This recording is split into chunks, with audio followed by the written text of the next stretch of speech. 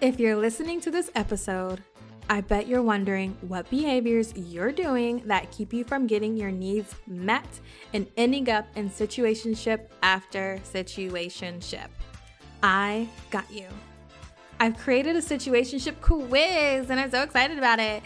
Take the quiz to discover more behaviors and more tips for navigating situationships, because I know you're in more than one right now.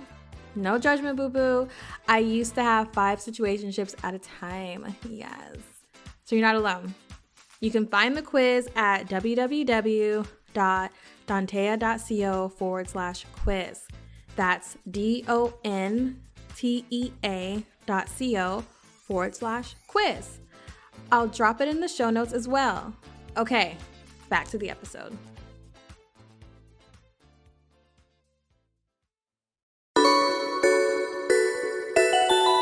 Hi loves, I'm Dontea Mitchell-Hunter, your new fave self-worth therapist, and this is Detox Therapy. Quick note, even though I'm a fully licensed therapist, this show is not a replacement for therapy. If you find yourself needing a therapist, definitely search for one in your area. Now, if you want to work with me though, and you live in Washington, Georgia, or DC, then please go to my website at soireesintherapy.com and book your free 15-minute consultation.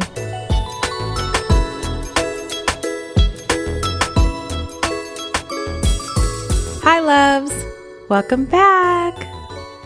Now, in our last episode, we talked about how to get out of the intriguing and alluring entanglements of emotionally unavailable men, right? And today we are going to be talking about something similar, yet different in a more general way.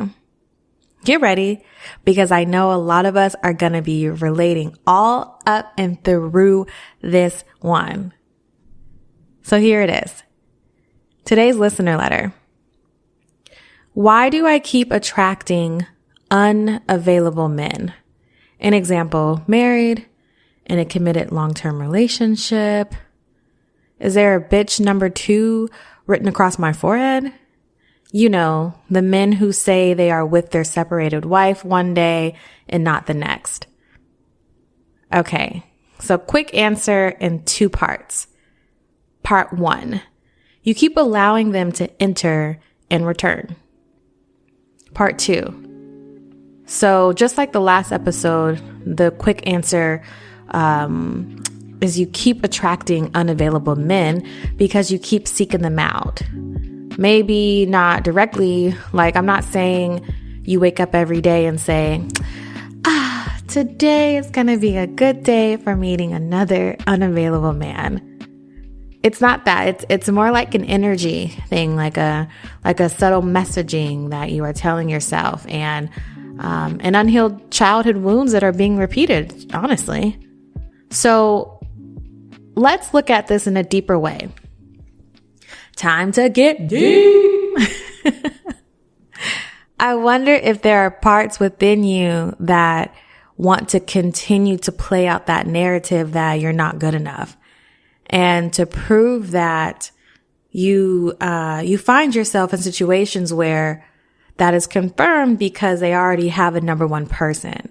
Does that make sense? So as much as we maybe, don't want to be as the listener said, bitch number 2, we subconsciously, maybe a little consciously, it's like, oh, I'm not good enough. So let me continue to prove that by dating someone that's not going to be available to me. Right. So like all of the questions I receive, I love this question. It's such a common thing a lot of us experience. Hell, it's a common thing to experience when you're the one seeking out a bitch number 2. Now, if you're in a polyamorous relationship, then of course that is different. And I would love to talk about that one day on the show. Right now, we are just focusing on monogamous relationships and what to do about constantly finding yourself in a relationship with a man who is already committed elsewhere and may just not be with another person, maybe even your number 2 to their work. Either way, don't you fret, my lovely listener, because I'm here to help and because, of course, I've been there. So, breaking this down, an unavailable person is someone who, very much like the listener said, is already in a committed relationship and is seeking you out to be the one on the side. Meaning your needs and wants will oftentimes not even come second, will come maybe fourth or fifth. It's a situation where you may oftentimes find yourself getting hit up last minute to connect, getting text messages and calls at 6 o'clock. And it's often a one-way street because you're at the mercy of them. You're at the mercy of their schedule. You're at the mercy of their availability and all of that. Oh, and by the way, I am not talking about those of us who only want to be a mistress and desire that life. This is for those of us who want to be number one. Also, these dynamics are not just sexually filled, right? Like they can also be the friend zone.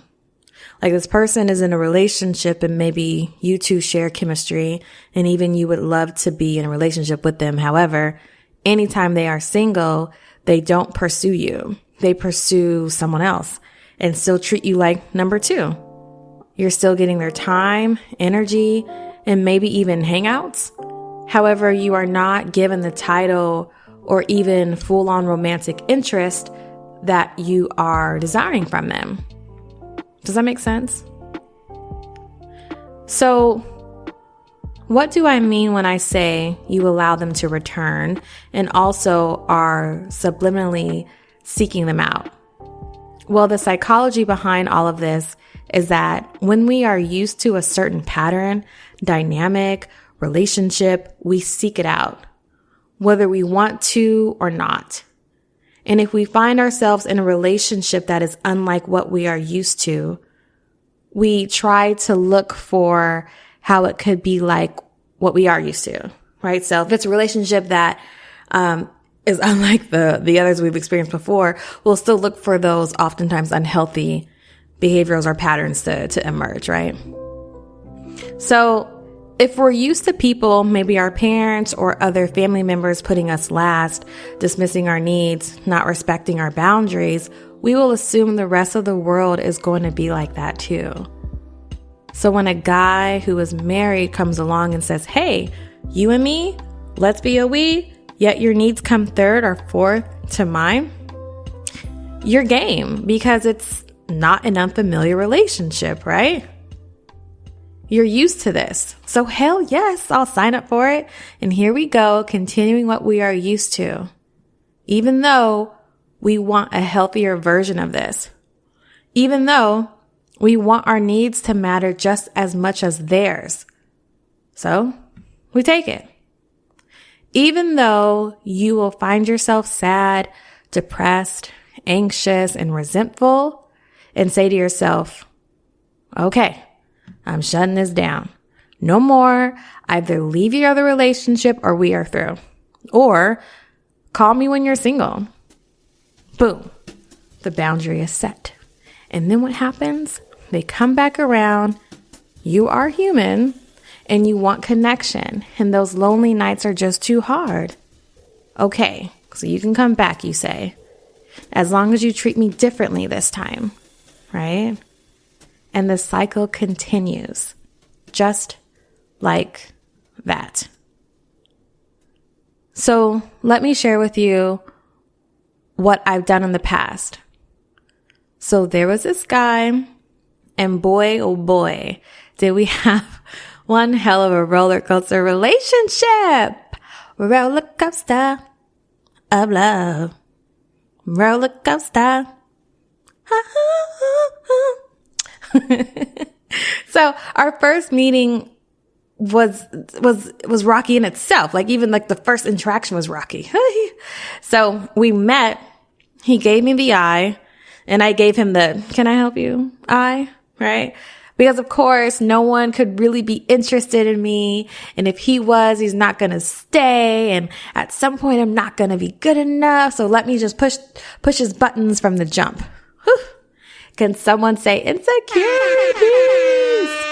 childhood trauma, all of that? This is what I mean by unhealed childhood wounds and traumas. So anyways, because of my childhood dynamics, it made total sense to feel this way and engage with him in this way. Now, as time went on, I learned that he was involved in other relationships, and one of them was with someone who was married. So he was like poly-ish, and I was not. Anywho, I thought to myself, well, it's nice to be in communication with someone in a romantic way, even if this is not the ideal version of what I'm looking for right now. So I just won't get attached and we'll just keep this thing casual. Now, how many times have we said that to ourselves, right? Like, okay, I'll just keep it superficial, or it doesn't mean anything, or I'll just, call him when I need him kind of thing, right? It's just going to stay that. It's just not going to go any deeper than that. I'm not going to expect anything else. Like, it's going to be that, right? So we basically start hanging out, and then our hangouts start to become more frequent. And with more frequency, there's more opportunities for engagements. And so we are now cooking for each other because, of course, you need to energize before sexy time. And that's just what you do. Someone comes over, you want to feed them, and you're hanging out for hours, and you spend the night and all that kind of stuff, right? So, we're doing that, and we're talking about life goals and just all of those things that happen when you spend hours with someone frequently. Then reality would set in when he would tell me, oh, I'm having a barbecue this weekend. Pause for the no invite for Dantea. I did not get invited to this barbecue, okay? And he had a few of them, and I never got an invite. So there would be times where he'd tell me his plans to see the married person the very next day. And it was just like an awful feeling, right? Like, get lifted up, you have the dinner, you talk about life goals, whatever, personal life goals, and then boom, you're not invited to the barbecue, or I'm going to see this other person tomorrow or next week or whatever. So, however, like in these moments, like I did, and I know a lot of you can relate to this, you feel like you can't complain because you agreed to this dynamic in the first place. Like you knew it was up from jump and you still agreed to it, so you feel trapped. Like you can't say anything. Well, I'm here to tell you that you can always, and I mean always, change your mind. What used to work before may no longer work tomorrow, 3 months from now, 2 years from now, right, boo-boo? You can change your mind. Your wants and needs are allowed to be fluid. They can change. So after many conversations with myself and him at times, I realized this is something I no longer wanted. Things change. I didn't want to share, and I damn sure didn't want to have intimate moments and not be invited to the damn barbecue. Like, what? So I told him that this is something that I can no longer do. So what happens? We try to still see if there is a way around it. There's not. I think we saw each other a couple of times after that, and then hurt feelings came up again on both ends. I had to make the decision to put my needs first, and if I really wanted a healthy relationship, like where I wasn't sharing with anyone, then I had to leave this one. Was it hard? Yes. Did I have desires to reach out and play pretend again? Yes. Is this where the real work comes in? Yes.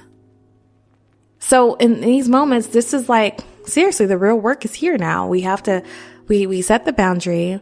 Now we must uphold it. Hold it up. Keep it up, ladies.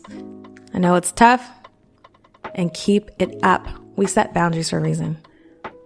Oh, boundaries. We're always talking about boundaries, huh?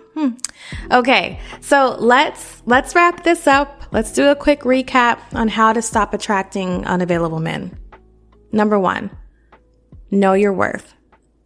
Know that if you truly do not want to be engaged with a man that is already committed to someone or something else, then know that you can disengage.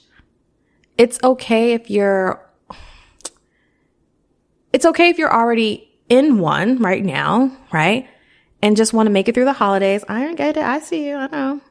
Just keep this in mind. If we hold on for holiday's sake, will that emptiness go away even when he's with you? Does that make sense? 2, challenge yourself to really process through the desire you have to engage, to want to continue to engage with men who are unavailable to you. Really, really think about that. Really go deep in there and try to understand that desire you have. What are the pros to it for you? What are the cons around it, Number 3, no surprise, find a therapist. Find a therapist. Find a therapist. Doing life on your own sucks. Let someone see you and be there for you to help you heal. That's what I had to do. Just like you heard from that story, I had wounds popping up everywhere. So therapy truly helped me heal and work through all of that stuff. I had to work through that. And number 4, when you set the boundary, stick with it, boo. They offer dinner, keep up the boundary. They offer your fave sex position all weekend long, hold up the boundary. If you want to feel spoiled and loved, provide it to yourself. Call your trusted and adoring friends and have a luxury experience where your needs are front and center. Got all of that? You're gonna do great. Until next time, loves. Thank you, loves, for listening to this week's episode. If you're enjoying the show, it'd be really great if you could please rate and review. Don't forget to follow us on Instagram at Soirees in Therapy. To learn more about the services I offer, visit soireesintherapy.com. If you've got a question you'd like me to answer, please send your question to Dantea at soireesintherapy.com. The answer might just become an episode.